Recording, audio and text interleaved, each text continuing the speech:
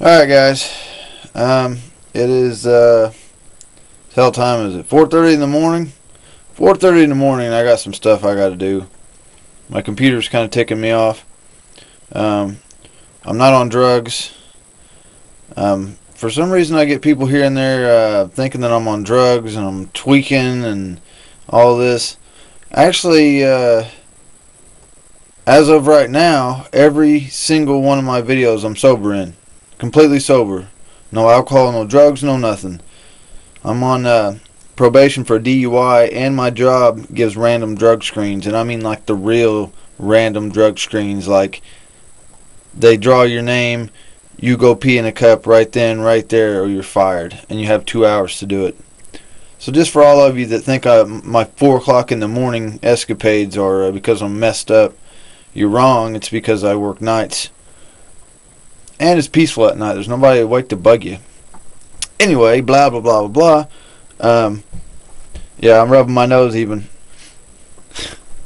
Anyway, I have to do some soldering.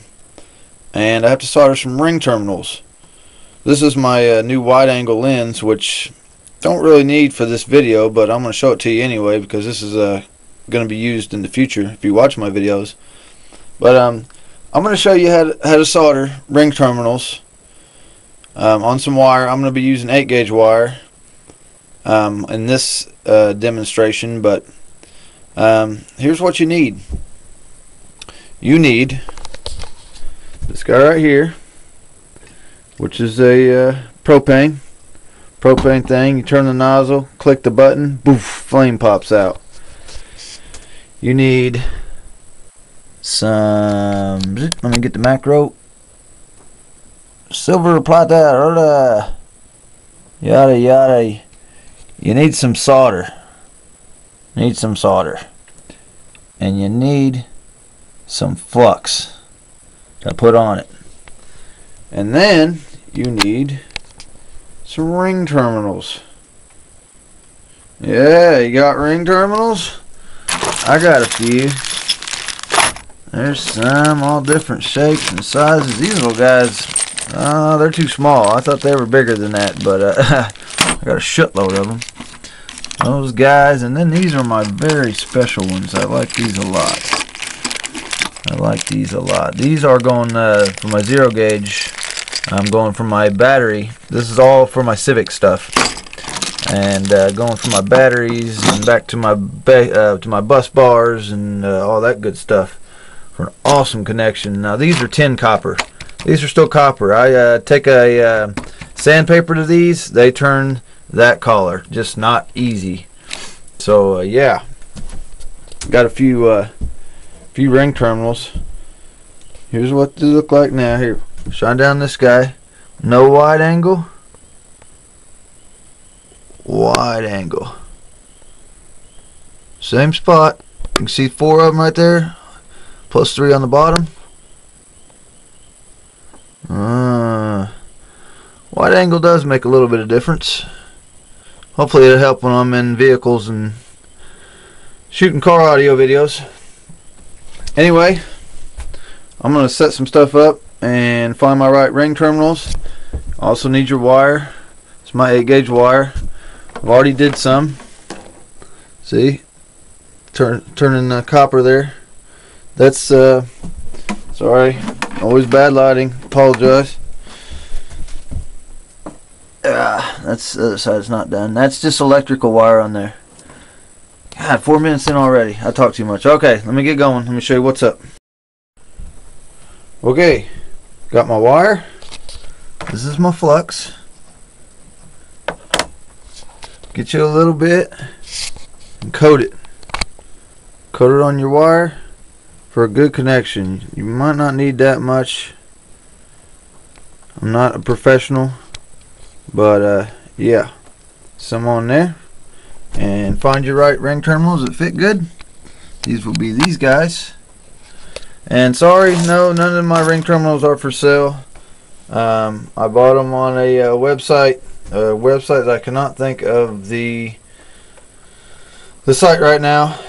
But if you really want them, They're cheap right now and they're discontinued. Here's what you do real quick. caraudioclassifieds.org. All one word. Scroll down to the bargain bin. Click on it. Go down and you'll see like cheap ring terminals or something. Click on that. Then it'll down in that little thread it'll tell you the website. Get them fast. caraudioclassifieds.org. All one word. All that stuff. That's all I'm going to say about where to get them and everything, because it's a really kind of complicated place. But anyway, got the flux on there. Ring terminal ready. And you're going to need that because the flux is messy. Alright. I cut my wire a little bit long. Like a little bit too much copper out. I could have clipped it, but I didn't. And I put the flux on and everything. Stuck it in the ring terminal. So I just put the... put my electrical tape around the bottom. I kind of melt it to it, you know, kind of makes it like heat shrink a little bit. And I hold it with a pair of pliers. You do not want to hold that with your finger. I've had solder drip down on there, and you don't want that dripping on you. Looks like that, and that'll be soldered to your arm. Not cool. But then you take your torch. This torch, I got it like Walmart, like 15 bucks. Turn on the gas. Give it the spark. Ooh, yeah. Oh, shit. Don't kill it. You do not need much flame. At all.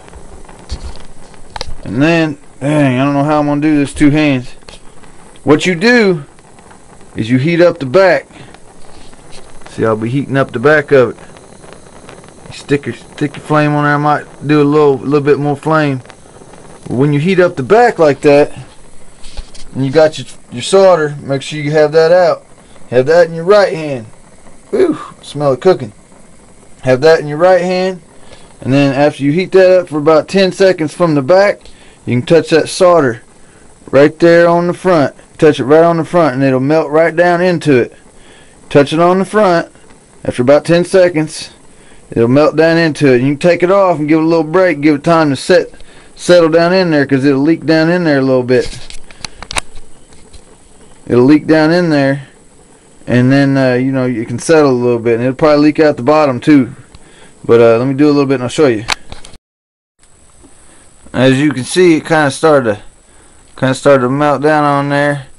Now one of my problems is I kind of had the copper sticking up a little bit too much. You need it down in there a little better. And also my ring terminal seems a little bit big, like it wants to leak down in there and get all saggy.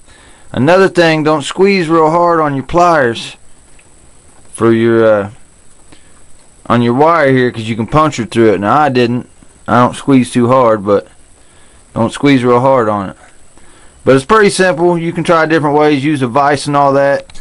And I can't take like full credit for this video, because long while back, well, not long, but a few months back, I seen Exo Controlto do a video.